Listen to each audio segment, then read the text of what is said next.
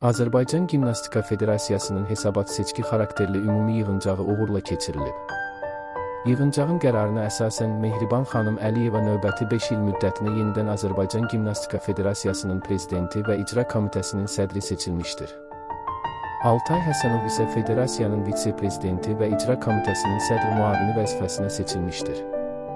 Mehriban xanımın növbəti 5 il müddətinə yenidən Azərbaycan Gimnastika Federasiyası prezidenti və icra komitəsinin sədri seçilməsi münasibətilə səmimi təbriklərimizi çatdırırıq. Hörmətli Mehriban xanım, sizin rəhbərliyiniz dövründə Azərbaycan gimnastikası böyük inkişaf yolu keçmiş, ölkəmiz beynəlxalq arenada nüfuzunu daha da möhkəmləndirmişdir. Peşəkarlığınız, uzaq görən siyasətiniz və idmana göstərdiyiniz xüsusi diqqət gənc nəslin sağlam ruhda formalaşmasına, yeni çempionların yetişməsinə mühüm töhfə verir.